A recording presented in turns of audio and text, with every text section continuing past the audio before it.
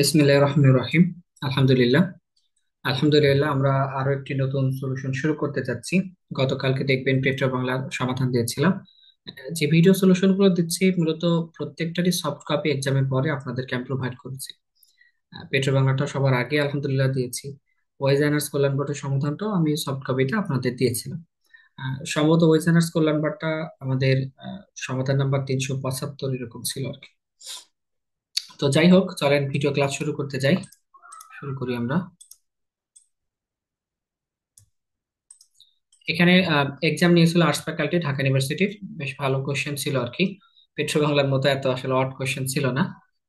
তো এখানে খুব বেশি সময় নিব না, ইনশাল্লাহ 8-10 মিনিটের মধ্যে আশা করি টোটাল ক্লাসটা শেষ করে ফেলবো। হ্যাঁ, সহজ সহজ কোশ্চেন। প্রথম যে প্রশ্নটা আমাদের ছিল, 5% loss is incurred find Rahim sells a watch for taka 1140, at what price should the watch be sold to earn 5% profit. সহজ কথা, রহিম একটা ঘড়ি বিক্রি করেছে 1140 টাকায়, এবং 1140 টাকায় বিক্রি করার কারণে তার 5%-এর মতো লস হয়েছে। এখন কত টাকায় বিক্রি করলে সেখান থেকে আমাদের 5%-এর মতো প্রফিট হবে? দেখেন, আমি আমার ক্লাসে অনেকবার বলেছি যে it's a profit or loss, both of them depending on the CP বা কস্ট প্রাইস। লাভ হোক কিংবা লস হোক, সেটা সবসময় কি করবে? সিপির উপরে বা কস্ট প্রাইসের উপরে ডিপেন্ড করবে। তো 1140 টাকায় বিক্রি করার কারণে তার যদি 5% লস হয়, তাহলে তার ক্রয় মূল্যটা অবশ্যই 1140-এর একটু বেশি ছিল। এখন এটা কি করা যায়? অনেক মেথডে করা যায়। অনেক মেথড মানে একদমই অনেক মেথড। যেহেতু ক্লাসটা তাড়াতাড়ি শেষ করবো আর কি, 10-12 মিনিটের মধ্যে, সেখান থেকে সব থেকে সুন্দর মেথড হচ্ছে মাল্টিপ্লাইং ফ্যাক্টর কনসেপ্ট। দেখেন, এখানে 1140 টাকাতে বিক্রি করলাম, তো এই যে 1140 টাকা বিক্রি করলাম, এতে করে আমার কি হয়েছে বলতো? 5%-এর মতো লস হয়েছে। তো 5%-এর পার্সেন্টেজ যেটা 5%-কে রিপ্রেজেন্ট করে, আপনি জানেন ফ্র্যাকশনে সেটা 1/20-কে রিপ্রেজেন্ট করা হয়। কোনো কিছু 5% লস করার অর্থ হচ্ছে 20 থেকে সেটা 1 ইউনিট কমে 19 ইউনিটে বিক্রি করা। তাহলে আলটিমেটলি রহিম ওইটা 5% লসে বিক্রি করার অর্থ সে আসলে 19 ইউনিটে বিক্রি করে দিয়েছিল। এরপর ঠিক আমাদের চেয়েছে কত 5% প্রফিট করতে হলে কত টাকায় বিক্রি করতে হবে। তো সহজ কথা, 5% মানে 120, কোনো কিছু যদি 5% প্রফিট করতে হয়, তাহলে 20 টাকার বিষয়টা সেটা 21 টাকাতে বিক্রি করতে হবে। দ্যাটস অল, আর কিচ্ছু নাই। তো এখন যদি আমরা ক্যালকুলেশন করি, তাহলে আলটিমেটলি খেয়াল করেন, 114-কে 19 দিয়ে কাটলে 6, তার মানে টোটাল এখানে 60 আসবে। এখন 60-কে 21 দিয়ে জাস্ট গুণ করতে হবে। কিভাবে সহজে গুণ করা যায়? 60-কে 20 বার নিব, তাহলে 20 বার নিলে 1200, আরেকবার নিব 60, তাহলে 1260 আসবে এই প্রশ্নের উত্তর। আরো 3-4টা অ্যাপ্রোচে দেখাতে পারবো, বাট আগে বলেছি ক্লাসটা একটু অল্প সময়ের মধ্যে শেষ করব, যার কারণে একটা অ্যাপ্রোচ যেটা বেস্ট সেটা দেখালাম শুধু। হ্যাঁ, শুধু বেস্ট অ্যাপ্রোচ গুলো দেখিয়ে যাব, একাধিক না। একাধিক তো আপনাদের করিয়েছি আর কি। $140 book is marked down by 25% and then by another 10%. What is the final sale cost? একদম ইজি কোশ্চেন। মানে হাজার হাজার করিয়েছে, আপনাদের অবস্থা এরকম বলা যায়। সহজ কথা, অনেকভাবে করতে পারবেন। একটা প্রসেস এসপিআর কনসেপ্ট, খুব দ্রুত করা যায়। আর যেখানে এসপিআর করা যায়, মনে রাখবেন সেখানে মাল্টিপ্লাইং ফ্যাক্টর কনসেপ্ট অতি দ্রুত করা যায়। তো আমরা এখানে এমএফটা করছি, কারণ যেহেতু এখানে এসপিআর এমএফ দুইটা করতে পারবো। একটু আগে এমএফ দেখালাম, এখনো এমএফই দেখাচ্ছি। তো এই যে $140 আছে, সেখান থেকে প্রথমে কি করা আছে? 25%-এর মতো ছাড় দিয়েছেন। আচ্ছা, 25% মানে কি? আমরা জানি যে পার্সেন্ট যেটা 25%, ফ্র্যাকশনে সেটা 1/4-কে রিপ্রেজেন্ট করা হয়। কোনো কিছু 25% ছাড় দেওয়ার অর্থ হচ্ছে 4 থেকে সেটা 1 ইউনিট ছাড় দেওয়া হয়, অর্থাৎ 3/4 ইউনিটে পরিণত হয়। ফাইন। এরপর আবার 10% ছাড় দিব। 10% ছাড় দেওয়া মানে সেটা আগেই বলেছি, 10% ইজ ইকুইভ্যালেন্ট টু 1/10-কে রিপ্রেজেন্ট করে। সো 10% ডিডাকশন বা 10% রিডাকশন যেটা থাকবে, সেটা 10-এ 1 কমে 9 ইউনিটে পরিণত হবে। Now I have to calculate it. তো এটার এটা ক্যান্সেল আউট করে দেন, কত? 14। 14-কে এটা ক্যান্সেল আউট করলে কত? 3.5-এর মতো থাকে। তো 3.5-কে কি করতে হবে? 3-27 দিয়ে গুণ করতে হবে, তাই না? তো 10.5, এভাবে চিন্তা করতে পারি, এই 3.5-কে 3 দিয়ে গুণ করলে কত? 10.5 থাকে, সাথে 9 দিয়ে গুণ করবো। তো দেখেন, 10.5-কে 9 দিয়ে গুণ করা কঠিন, আমি 10 দিয়ে গুণ করে ফেলি, মানে একবার 105 হয়ে যাবে। কিন্তু আরেকবার কি করতে হবে? একটু বাদ দিয়ে দিবেন না? একটু তো বাদ দিতে হবে। আপনি তো 10.5-কে 10 বার গুণ করছেন, তো আপনার তো 9 বার নেওয়া উচিত। তাহলে 10.5 বাদ দিয়ে দিব। তাহলে 105 থেকে 10 বাদ দিলে 95, আরো 0.5 বাদ দিলে 94.5, which is our required answer. Next one. In a room, 36 people, 20 players play chess while 28 players play poker. How many players play both? তো একদম সহজ একটা কথা, 36 জন লোক আছে, এখানে 20 জন প্লেয়ার আপনার চেস খেলে এবং 28 জন আসলে পোকার খেলে। তাহলে আলটিমেটলি মোট কত? এই যে 48 জন, খেলতেছে। তো আপনার লোক ছিল তো 36, তাই না? তো 48টা খেলতেছে মানে কি, কিছু মানুষ আছে দে আর প্লেইং বোথ। সো এই I have to find out the value of both. তাহলে দেখা যাচ্ছে লোক ছিল কত, 36, আর টোটাল খেলা 48। তারপর এই যে 12 জন আছে, এই 12 জন মূলত আমাদের বোথ খেলতেছে, এটাই আর কিছুই না। ঠিক আছে।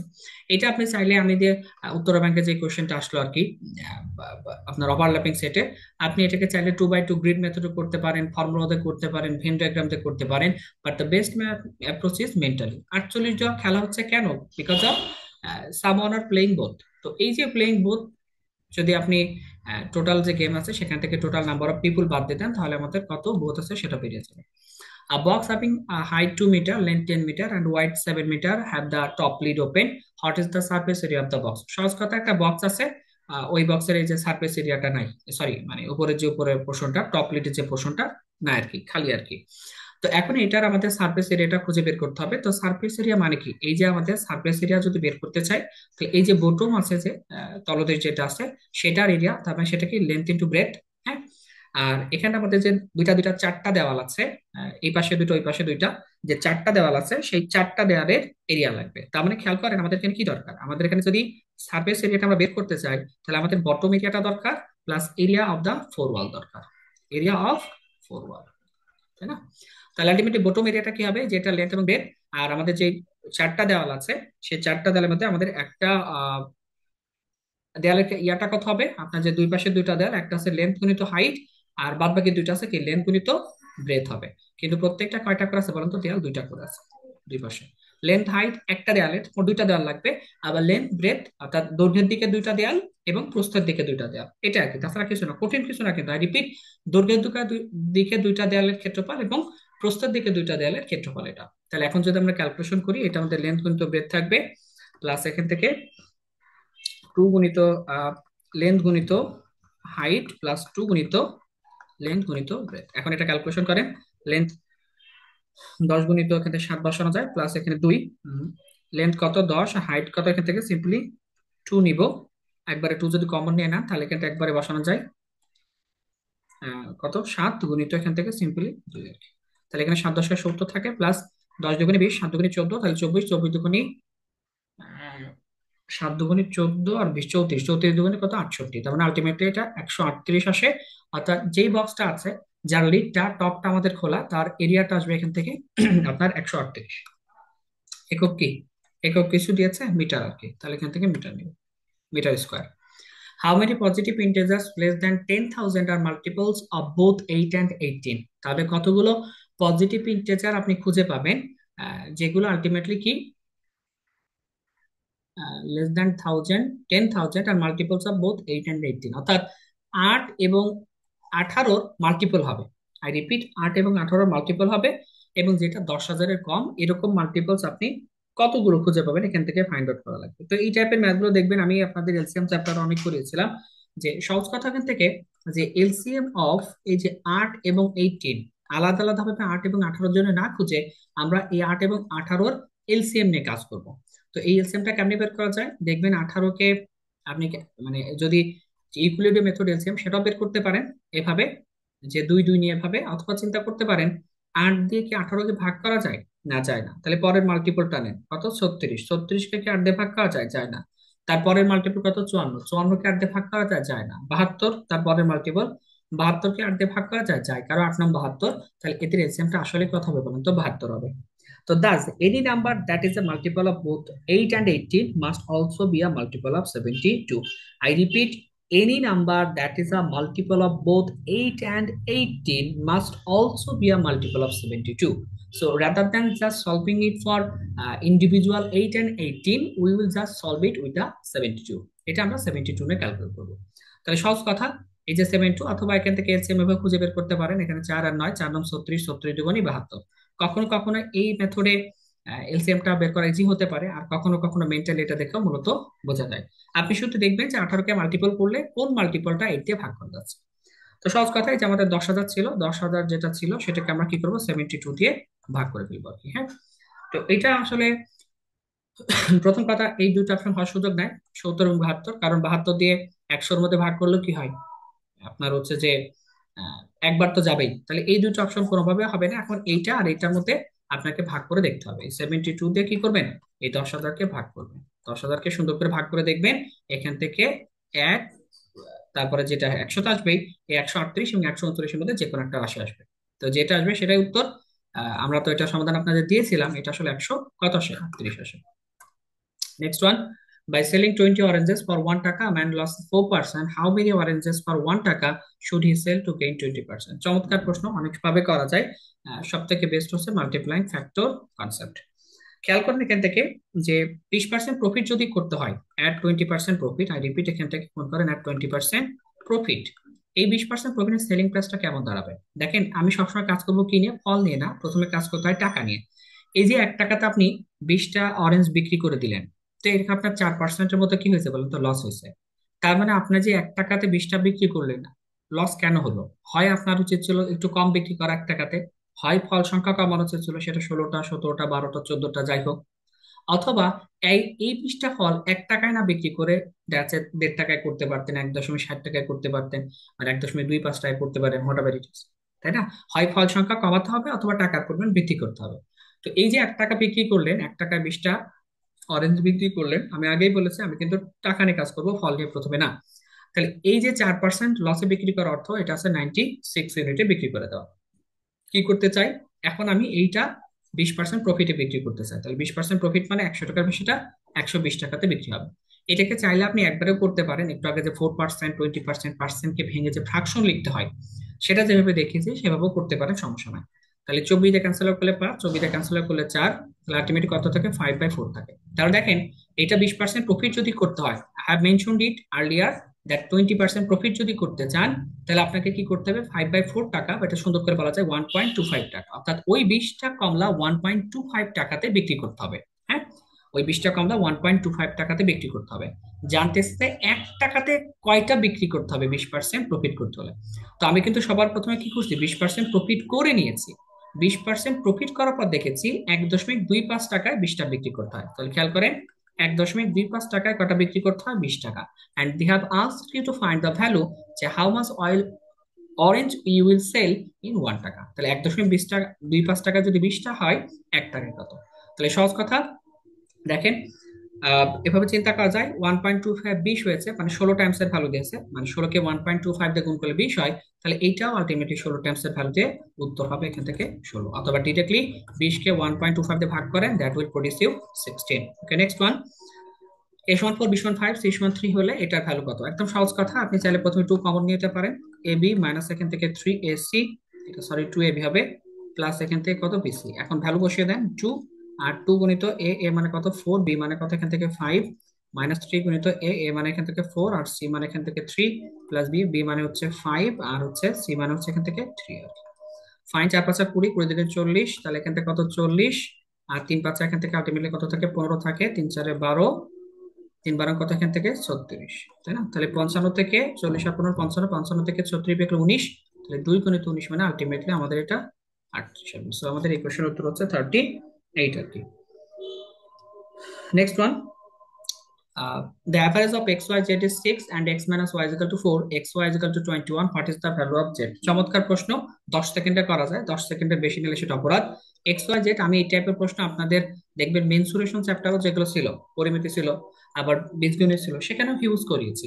এই যে এক্স ওয়াই সমান 21 আছে, এটাকে আমরা স্প্লিট করে ফেলবো, আমাদের সুবিধা মতো যেটা দরকার স্প্লিট করব। তো এই যে 7 × 3 আসলো, দেখবেন স্প্লিটটা আমরা এমন ভাবে নিব যেন ওই দুইটা সংখ্যার বিয়োগফল আবার 4 হয়। তো দেখেন এই দুইটা বিয়োগফল কি 4 আছে, আছে, তার মধ্যে আমাদের স্প্লিটটা ঠিকঠাক।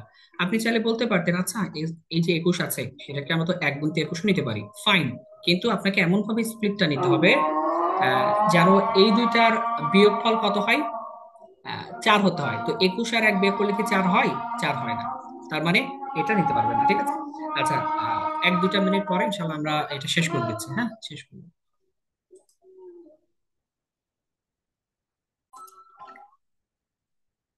ওকে, তো যে কথা বলছিলাম, আপনি চাইলে এই জোড়াটাও নিতে পারেন, এই পেয়ারটাও নিতে পারেন, যে আমি 1 এবং 21 নিব, এটাকে স্প্লিট করে 1 21 তো করা যায়, তাই না?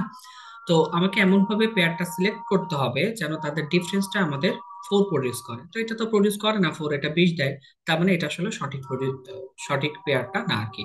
তো এটা বিষয়টা ভালো যে 21 আসলে খুব বেশি ভাবে প্রডিউস করা যায় না, 1 21 এবং 3 আর 7 আর কি। যেহেতু কোপ্রাইম নাম্বার দিয়ে গঠিত হয়, তো খুব বেশি কোনো পেয়ার এখান থেকে তৈরি করা যায় না। কিছু নাম্বার আছে যেগুলো খুব অনেক বেশি পেয়ার তৈরি করা যায়, যেমন আপনি ইয়া যদি নেন 120, যদি নেন তো 120-কে কতভাবে তৈরি করতে পারবেন? 30 গুণিত 4 করতে পারবেন, এরপরে 5 গুণিত 24 করতে পারবেন, তাই না? 15 গুণিত 8 করতে পারবেন। এইসব নাম্বারের ক্ষেত্রে পেয়ারটা সিলেক্ট করাটা একটু আহ, সময় লেগে যায় অনেকের, তবে আপনি যদি বিষয়টা বুঝেন তাহলে সেক্ষেত্রে সুবিধা হবে। তো ফাইন, তারপর আলহামদুলিল্লাহ বুঝে ফেললাম একটা নাম্বার 7 আর একটা নাম্বার কত, 3। কি চেয়েছে? What is the value of z. তাহলে এই জায়গা থেকে আসেন, দেখেন average of x y z আমাদের কত, 6 আছে। তাহলে খুব ক্লিয়ারলি বলা যায় x plus y plus z divided by 3 is equal to কত আছে, এখান থেকে আলটিমেটলি 6 আছে। তাহলে এই 6টা একবারে গুণ করে দিলাম এই পাশ থেকে। তাহলে আমাদের দরকার হচ্ছে জেড। তাহলে এই যে 18 আর এই এক্স প্লাস ওয়াই মানে 7 আর 3 10, তাহলে এখান থেকে 10 বিয়ে করে দিই, that will produce 8। That means আমাদের the value of z is nothing but 8। So this is our required answer. Next question, আলহামদুলিল্লাহ নেক্সট আর কোনো কোশ্চেন নাই। এটা দিয়ে শেষ হলো। এখানে দেখবেন যে কোশ্চেন গুলো বেশ ইজি ছিল আর কি, তারপরও কিছু কোশ্চেন ইজি থাকলেও খুব সুন্দরভাবে করা সম্ভব খুব কম টাইমে আর কি। তো ম্যাথে যদি আপনি কম টাইমটা নিতে পারেন, অন্য সাবজেক্টের ক্ষেত্রে বিশেষ করে লিখিত ছিল, সেখানে একটু বেশি সময় দিতে পারবেন আর কি। ম্যাথ যদি আপনি এক্সাম হল অ্যাপ্রোচ দিয়ে ভাবতে পারেন, তো সেটা ভালো লাগবে আর কি। আর এতটুকু আমি বলতে পারি যে আমি যেভাবে আলহামদুলিল্লাহ ম্যাথ করিয়ে থাকি আপনাদের, ম্যাথটা আসলে ফিল করতে পারবেন, ম্যাথটা যে মজা লাগে আর কি ম্যাথ করতে, আহ, বিরক্তি যে আসে না, সেটা আমি আশা করি আপনাদের বোঝাতে পারছি এতদিন আর কি। তো ঠিক আছে, এটা আমরা শেষ করলাম আলহামদুলিল্লাহ। সামনে আবার যে এক্সাম হয় সেটা সমাধান দেওয়ার চেষ্টা করব। আর লাস্টে একটু বলে নিই, যারা ফ্রি ক্লাস দেখবেন ইউটিউবে, পঞ্চম ব্যাচ চলছে। নতুন ব্যাচ প্রিলিটা আপনার জুলাই মাসের আগে আসবে না, কারণ আমি বিশ্বাস করি আমি এই ব্যাচে যা করিয়েছি এটাই মূলত প্রস্তুতির জন্য অনেকাংশে আলহামদুলিল্লাহ ইনাফ। আর যদি কোনো সমস্যা থেকে থাকে, প্রস্তুতিতে কিছুটা গ্যাপ যদি কোনো বিষয় থাকে, তার জন্য তো মেসেঞ্জার সাপোর্ট গ্রুপ সবসময় আছে, আপনি এখানে জানাতে পারবেন, এখানে সবসময় একটা আলোচনা চলে। আর একটা কথা ভেবে চ্যালেঞ্জ করেই বলা যায় যে আমি এই ব্যাচে যে রিপোর্টটা দিয়েছি, বাজারে 10টা বই কিনেও এখান থেকে সম্ভব না, এত কনসেপ্ট আর কি। আর আমার বই কবে আসবে? বই আসলে অনেক আগেই লেখা শুরু করেছিলাম, 70%-এর মতো লেখাও হয়ে গেছিল, পরে আর সময় দেওয়া হয় নাই। তো আশা করি জানুয়ারি মাসের দিকে এই যে এই বছরে যে চাকরি পরীক্ষাগুলো হলো সেটা নিয়ে একটা বই, ম্যাথ এক্সপ্রেস বা Abdul Salam recent math job সলিউশনের একটা বই ইনশাল্লাহ আনবো আর কি। আপনারা অনেকেই বলেছেন বই আনার কথা, এখন দেখা যাক, আল্লাহ ভরসা। তো এটা আমাদের একটা রিসেন্ট বই আমাদের থাকবে, হ্যাঁ, রিসেন্ট ম্যাথ, এবং সেখানে একাধিক অ্যাপ্রোচ বলেন কিংবা স্মার্ট অ্যাপ্রোচ বলেন, সবকিছুই থাকবে। আর যারা পঞ্চম ব্যাচ অ্যাডমিট হতে চান তাহলে ডেফিনেটলি আমাকে ম্যাথ এক্সপ্রেস বা আব্দুল সালাম গ্রুপ থেকে আমাকে ইনবক্স করতে পারেন। এতটুকু বলা যায় এটা কমপ্লিট প্রিপারেশন হবে এখান থেকে। প্রিলি ব্যাচ যেহেতু সহসায় আসছে না, রিটেন একটা ব্যাচ শুরু হতে পারে ফেব্রুয়ারিতে 15 তারিখে। তবে আপনারা অনেকেই রিকোয়েস্ট করছেন এগিয়ে আনার জন্য, আমি চেষ্টা করবো ইনশাল্লাহ রিটেন ব্যাচটাকে আরো দ্রুত শুরু করা যায় কিনা, একদম একটা পূর্ণাঙ্গ রিটেন ব্যাচ হবে আর কি। আর যদি যারা আমার সাথে কথা বলতে চান কোনো ব্যাচের ইনফো নিয়ে বা কোনো বিষয় নিয়ে, তারা কাইন্ডলি আমাকে এই নাম্বারে কল দিতে পারে, হ্যাঁ, 540154006383। তো ঠিক আছে, আলহামদুলিল্লাহ শেষ করলাম ক্লাসটা। And don't forget to subscribe math express by Abdul Salam. আসসালামু আলাইকুম রহমতুল্লাহ।